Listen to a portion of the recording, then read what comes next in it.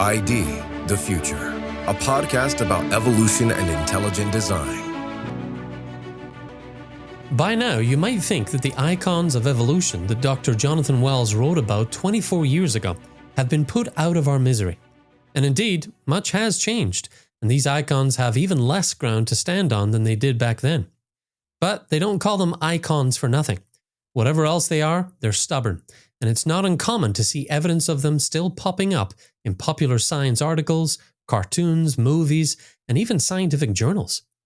Welcome to ID the Future. I'm your host, Andrew McDiarmid. Today I welcome back freelance science reporter David Coppedge to give us a few recent examples of the icons of evolution that keep shambling along. Mr. Coppedge worked at NASA's Jet Propulsion Laboratory, the JPL, for 14 years on the Cassini mission to Saturn, until he was ousted in 2011 for sharing material on intelligent design, a discriminatory action that led to a nationally publicized court trial in 2012. Discovery Institute supported his case, but a lone judge ruled against him without explanation. He has been a board member of Illustra Media since its founding and serves as their science consultant. A nature photographer, outdoorsman, and musician, David holds BS degrees in science education and in physics, and gives presentations on ID and other scientific subjects. Welcome again to the podcast, David. Good to be back with you, Andrew. Well, one of my sources for daily news and commentary on the evidence for intelligent design, as well as the debate over evolution, is our very own Science and Culture Today, scienceandculture.com. You might know it formerly as evolutionnews.org. Now, David, you're one of our regular contributors there, and I recently came across a piece you wrote this year about two icons of evolution that have lately shown up. Let's start with the peppered moth myth. Up until recent decades, you could almost open any textbook dealing with biological evolution, and you'd probably have found photographs of peppered moths resting on tree trunks, illustrating the classic story of natural selection in action. Let's touch on the history of this fine myth before we look at your recent sighting. Before the mid-1800s, almost all peppered moths were light-colored, but during the Industrial Revolution, dark-colored moths became more common, a phenomenon known as industrial melanism. It was thought that the dark moths were better camouflaged than their lighter counterparts and less likely to be eaten by birds. Evidence was slim for the theory, and then in the early 1950s, British physician and amateur moth collector Bernard Kettlewell released light and dark peppered moths onto nearby tree trunks and watched as the birds ate the less camouflaged ones. Kettlewell then released moths he had marked with a tiny spot of paint. When he recaptured some, the proportion of moths matching the color of nearby tree trunks was significantly higher. Considering this consistent with the camouflage predation theory, he called his findings Darwin's missing evidence, and it quickly became standard fare in biology textbooks. Now, on closer inspection, there were problems with Kettlewell's experiments. His moth densities were too high, creating an artificial intensity of predation. He measured camouflage by his own eye, even though bird vision is quite different from human vision.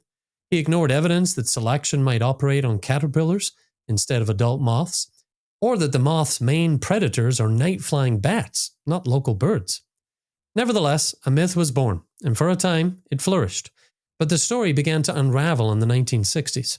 Biologists noticed that the dark moths were unexpectedly plentiful in unpolluted locations, for example, and that the light-colored moths later made a comeback, but without the corresponding changes in tree trunks.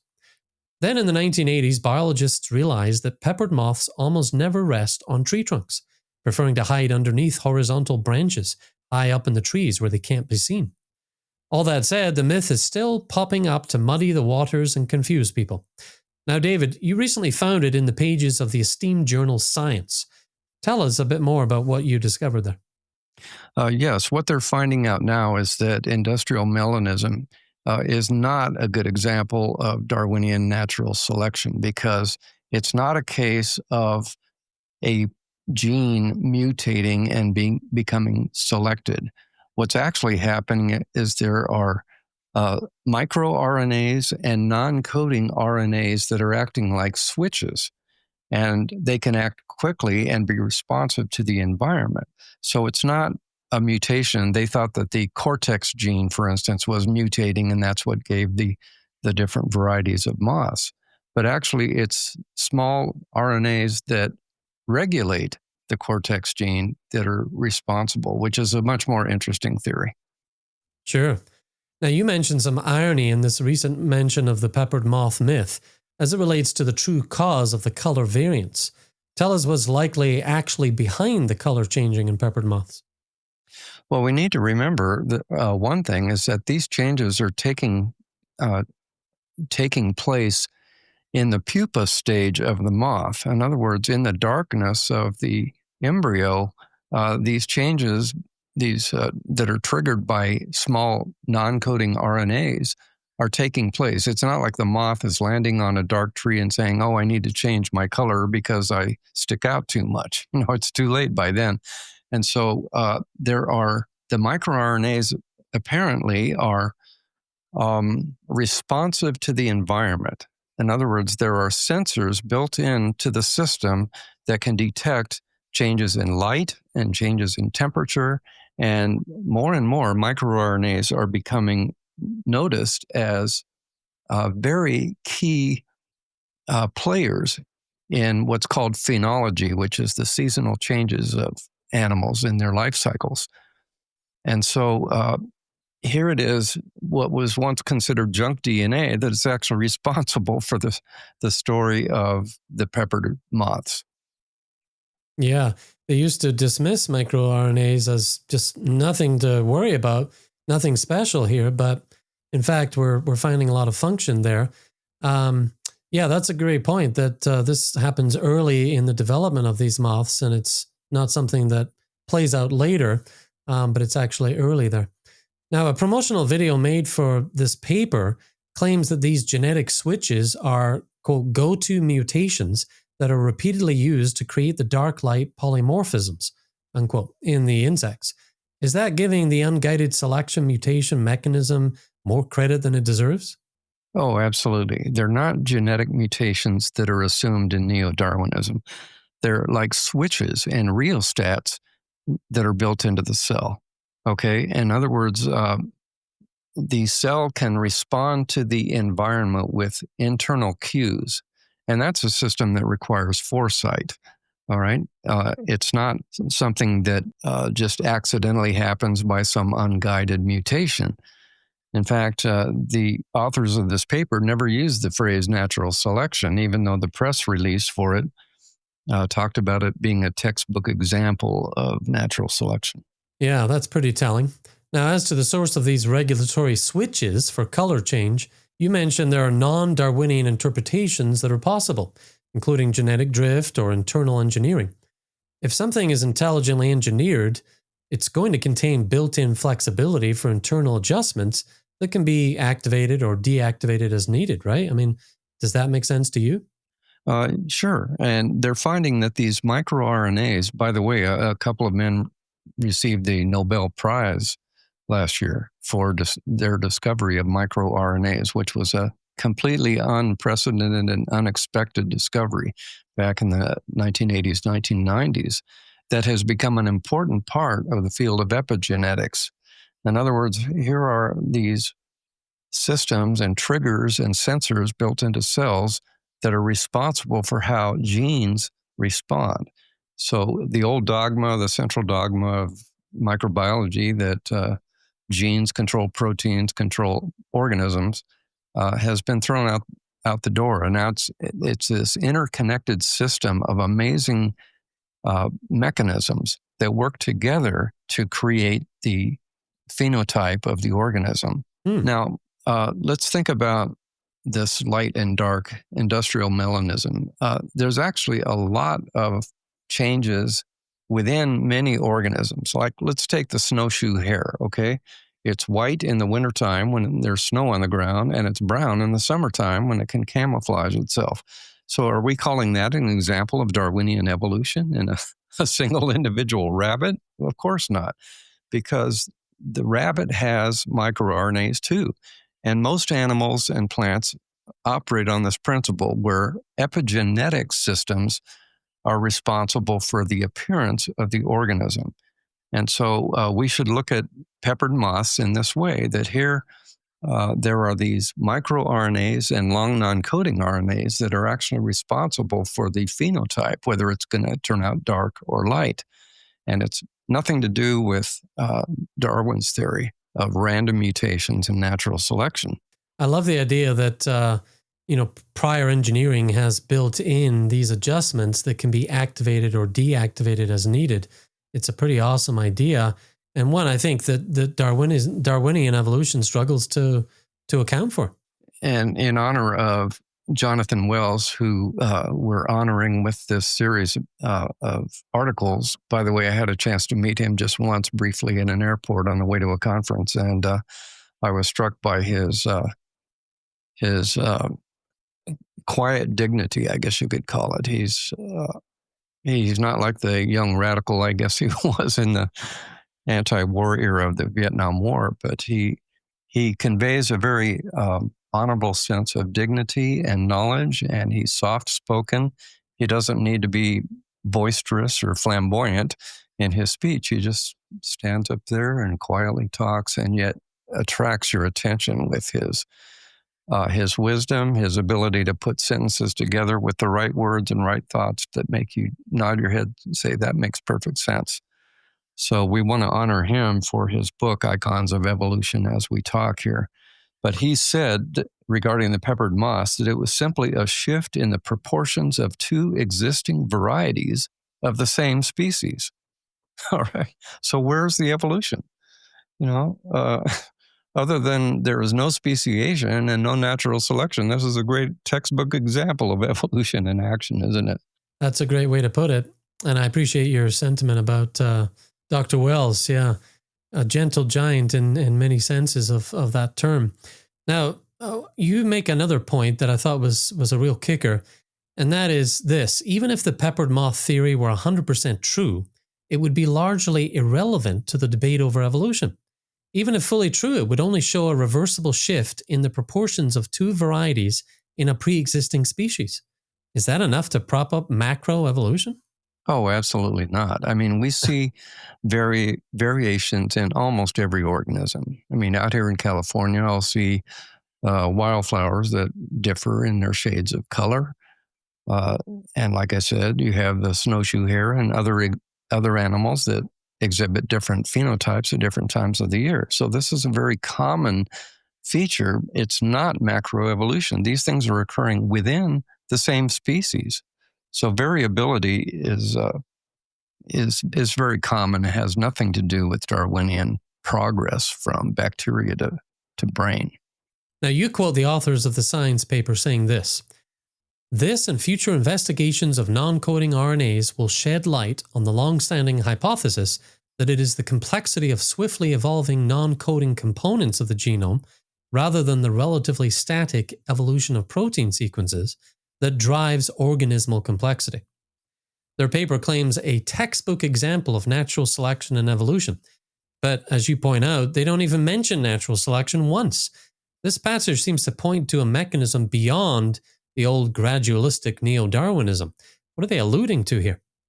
Well, here's a situation I often find in my reporting where the press releases are a little more dogmatic and assertive than the scientific paper is.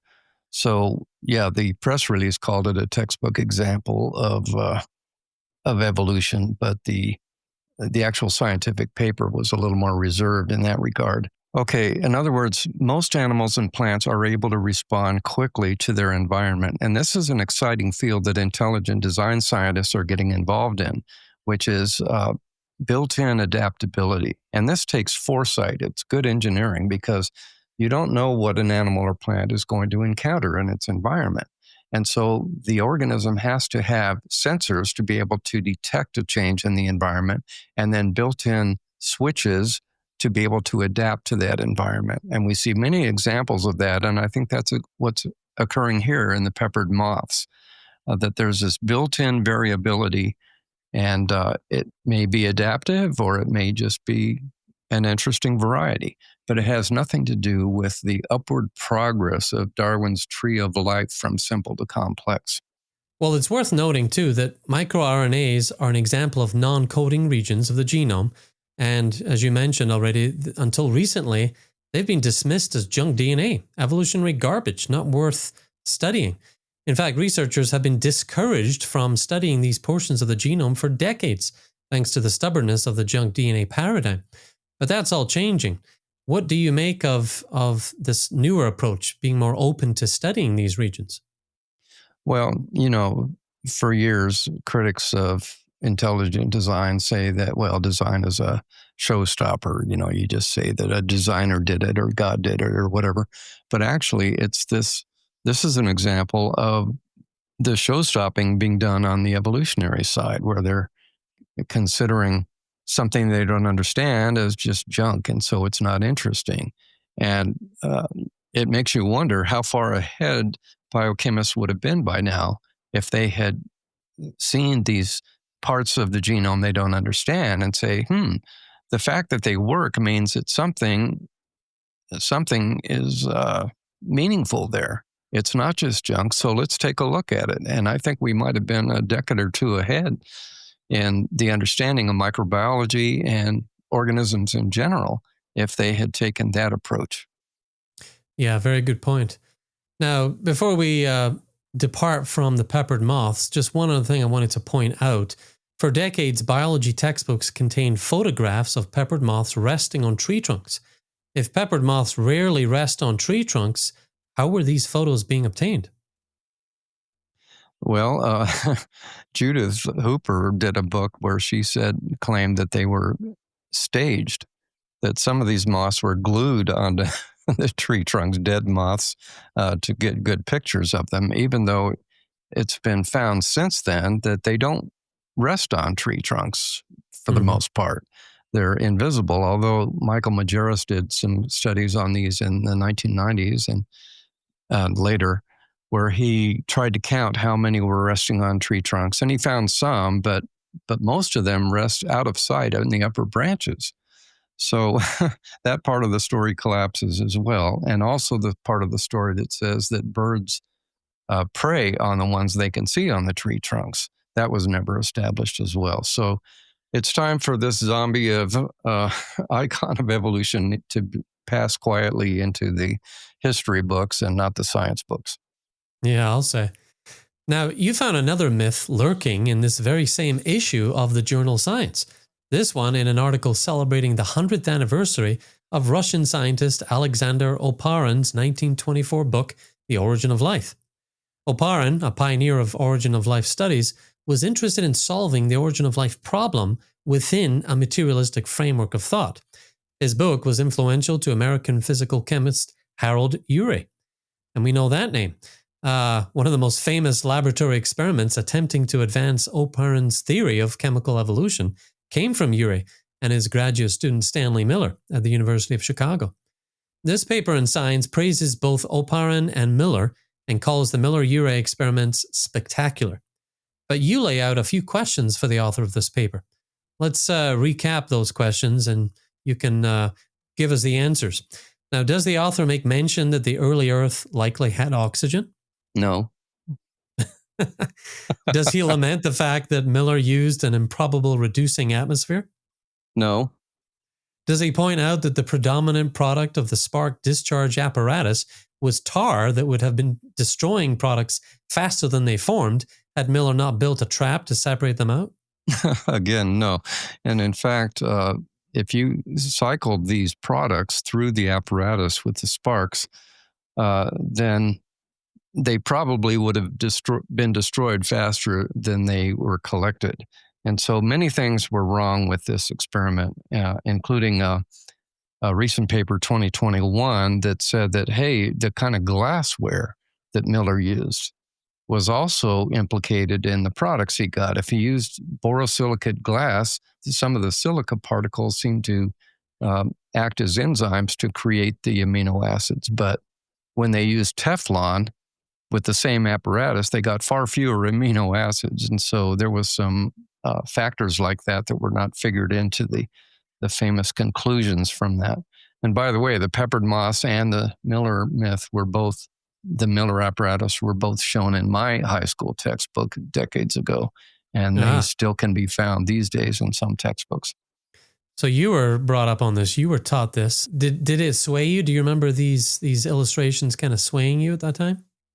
Well, I had a strong father who was a Christian preacher, and he helped me work through these things. And so I was pretty well inoculated against the propaganda myself. But I know that many, including some I've heard, were highly influenced by this and turned away from belief in God, belief in a designer at all, because of the propaganda of these icons. Wow. So with the Miller-Urey experiment, we've got wrong atmosphere, chirality, probability, damaging cross reactions, of course, intelligent design, right? Interference, right? They're producing the sorts of effects they're looking for. So you got all kinds of problems. Is this a dead icon, or why does it keep coming back? Why do these authors mention it here, do you think?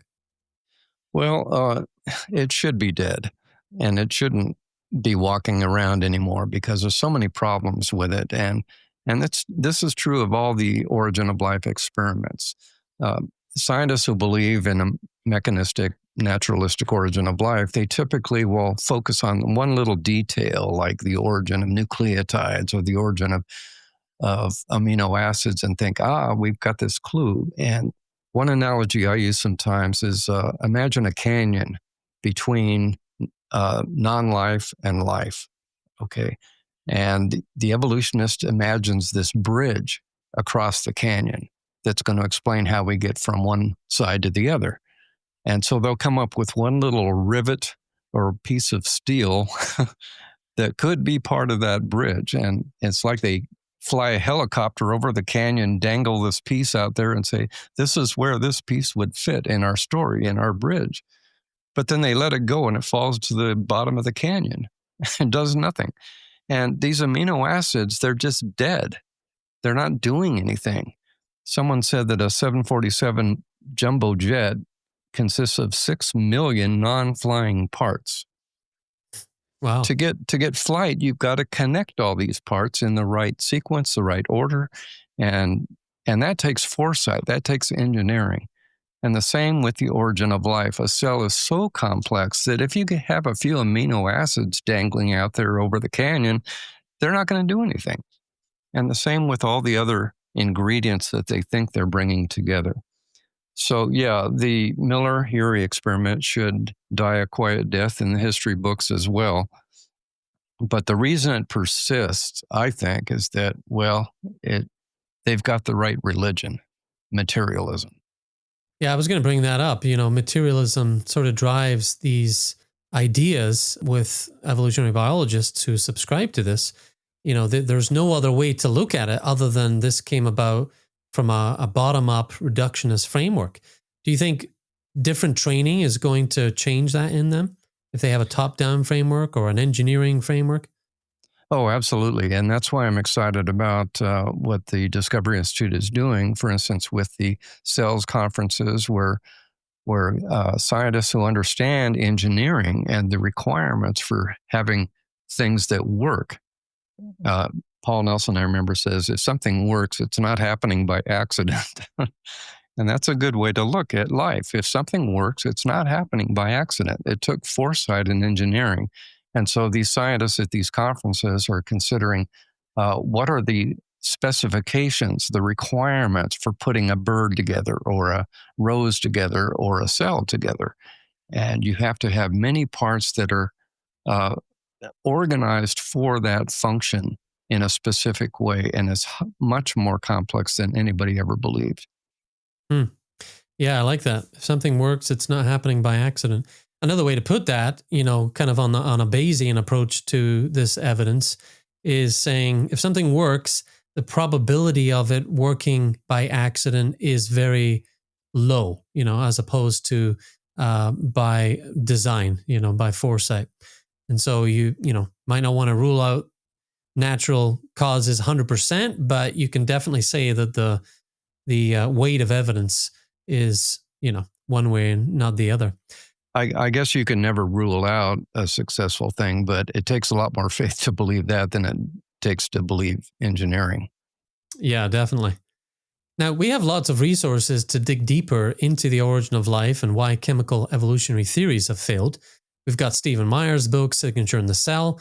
He lays out all the different approaches to the origin of life that have been mustered, and he evaluates each one. There's the new edition of The Mystery of Life's Origin that makes a great reference on this topic. David, where else can people turn for more on this particular topic? Well, Illustra Media has a really good film called Origin, and there's a portion of it on the improbability of life that I think is very powerful. I'd like to mention also, considering Jonathan Wells, that he appeared in a couple of our Illustra videos, including the very key one called Unlocking the Mystery of Life, and it was really good to have him in that one. Also in Darwin's Dilemma, the one about the Cambrian explosion. So you can see Jonathan Wells in action on those two Illustra films. Yeah. Now, you close your article on these icons with a rather humorous mental picture that I wanted to share with our audience today. Referring to the persistence of a materialistic worldview, you say this: "For this reason, science notwithstanding, the mainstream media continues to allow these zombie icons to shed light on evolution, rising from the tombs, putting on Darwin costumes, holding up their sparkling flasks, distributing samples of prebiotic soup to the townspeople as peppered moths flutter about their heads." It's a great image there. Now, in your estimation, why are we still seeing these icons of evolution pop up in the scientific and the popular literature? And what's the best thing we can do about it? Well, I think it's human nature to try to amass evidence to support your point of view. But these two icons that we talked about today are very picturesque and useful for propaganda, and I think that that's why they persist. It's hard to give up a good story when somebody said that an easily workable falsehood is more useful than a highly complex, incomprehensible truth. And you find the incomprehensible truth in the scientific papers that show that these things don't work. But a nice little picture of a spark in a flask or a peppered moth on a white peppered moth on a dark tree trunk has great pictorial propaganda value. Yeah, you're right. And as for things that we can do, I think one way we can honor our friend and colleague, Dr. Wells, is we continue to bring up his work on the icons of evolution every time we see these pop up. So you've done a good service. You're showing us an example of that. You see it in a science paper or in the popular entertainment and media. Hey, bring it up, point out Dr. Wells's work and his book and his efforts to kill off these icons that just keep shambling along. I think we're in a better position now, thanks to his work, but there's definitely evidence that they keep popping up and we need to do our due diligence. Well, more power to Science and Culture Today for bringing this up. And I noticed, too, that you can listen to these articles now. You That's click right. the audio icon and you can listen to them rather than having to sit and read them. Yeah. Hopefully that doesn't put me out of a job. But that's a nice feature on our new website, Science and Culture Today. You can access it at scienceandculture.com. Used to be evolutionnews.org. You might know it as that, but it's now got a new name and a beautiful new design that really shows the breadth of the commentary and the insight that we apply to all these different types of sciences as we explore the evidence for intelligent design and the debate over evolution. Well, David, again, thank you for joining me. I appreciate your time and your unique insight on this. My pleasure. Thank you. So you can go to learn more about Jonathan Wells and his books at jonathanwells.org. And as for David's writing, you just got to hop on to scienceandculture.com, click on the authors tab that's near the top, and you'll see his name. Well, for ID the Future, I'm Andrew McDiarmid. This is David Coppedge. Thank you very much for joining us. Visit us at idthefuture.com and intelligentdesign.org. This program is copyright Discovery Institute and recorded by its Center for Science and Culture.